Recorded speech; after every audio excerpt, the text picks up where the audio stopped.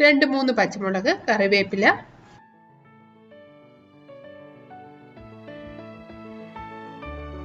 അടുത്തായിട്ട് വേണ്ടത് കായത്തിന്റെ പൊടിയാണ്.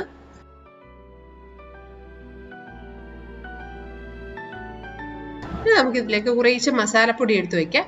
അതിനായിട്ട് ഞാൻ എടുത്തിരിക്കുന്നത് ഒരു നുള്ളു മഞ്ഞൾപ്പൊടി, 1/4 സ്പൂൺ മുളക് പൊടി, 1/4 സ്പൂൺ മല്ലിപ്പൊടി, 1/4 സ്പൂൺ ഗരം മസാലപ്പൊടി, ഇത്രയാണ്.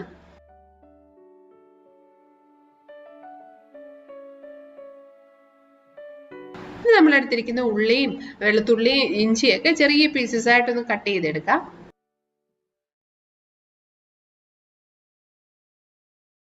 ഇനി നമുക്കൊരു പാനിലേക്ക് 1 ടേബിൾ സ്പൂൺ വെളിച്ചെണ്ണ ഒഴിച്ചു കൊടുക്കാം.